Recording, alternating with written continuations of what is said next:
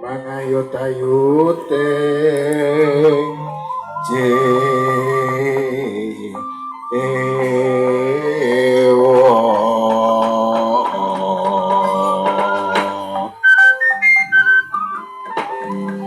bocah pacang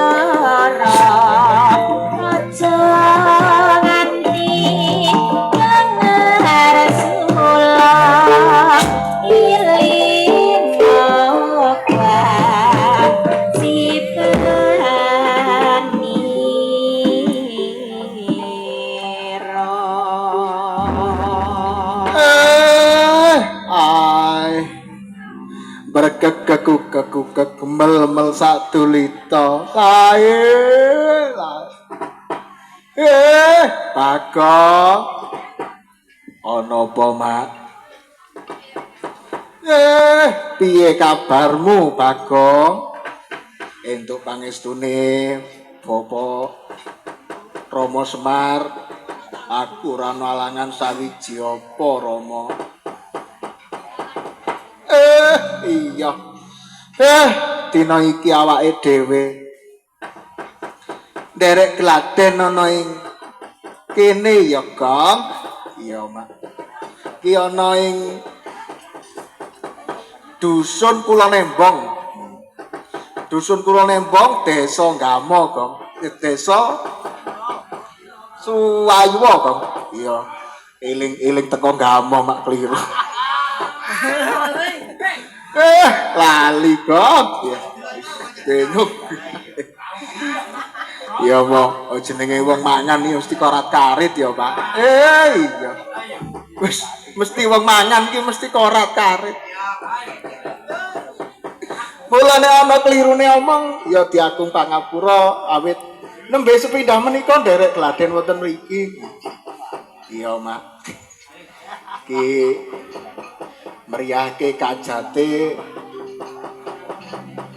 ingkang nembe kadah damel mantu ya Mak iya Bapak Sohibul Bait Sohibu ndhaupake putra-putrine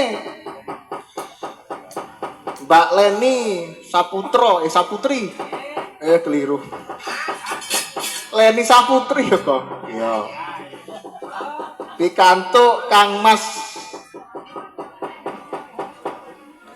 Bibit Satria Dara Taufik Satria Dara ya Dera jenenge angel Mak iya wis pikantuk Mas Taufik ngono Gong ya ya wis Mas Taufik ae wis enak ngomongnya ya Mak iya iki kajate Bapak Bujanan karo Ibu Sutia iya Gong iki mantokake Mbak Leni Saputri pikantuk Kang Mas Taufik muga-muga nggone jejodohan bisa langgeng nganti kaken-kakene nenen yo Mak iya muga-muga ayem tentrem selamat sing nanggap selamat sing nonton tanggapan lan selamat sing nabuhi tanggapan sing nonton urung ana sing nonton para biada ya Kang iya wis awake dhewe ya matur suwun karo panjenengane Bapak Sudarto kang wis pareng nyengguyung awake dhewe gladen ana kene ya Mak iya kowe iki nek nyewa aku kok keliru mak ae to kok lah ya iling-iling limbukan ya pancen suaraku iki karo cangik kok ya ana mirip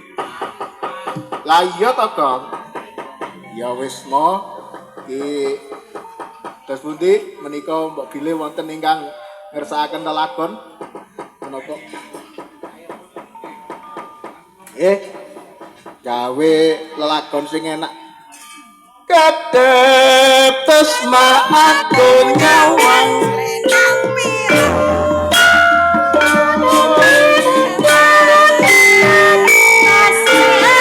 selendang biru dong.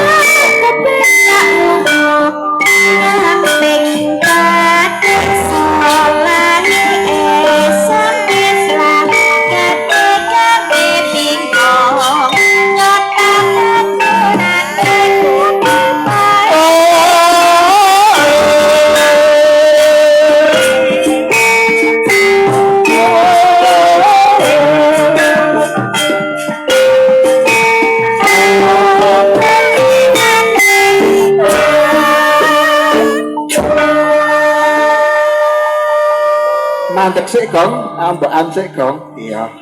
Cek karo ngeluk boyok, Mak. Iya, ngeluk boyok Gong. Pak Darto sing ngeluk boyok mari nyabetne Gong. Iya. Sing latihan tengok bengi.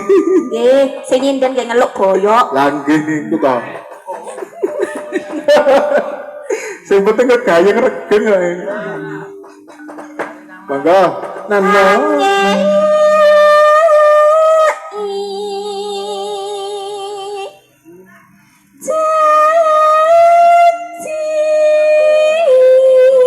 Mangkane tak Gong nek janjine ditepati. Aja janji teko ora teko, aja ngono Gong. Ngono kok Bagong iki lho janji teko ora teko dadi golek-golekan. Digoleki bojone ditake bang kredit e Bagong. Mau coba buka wadi mau. Lah ngoten niku napa? Nggih romo niku lho buka wadine anak sak nggon-nggon. Makane malah ta mo jok karai mo sing Lah ngene ku ana kutang kok diklambeni iso utang ra iso nyauri lah ya. Ora karo karuan.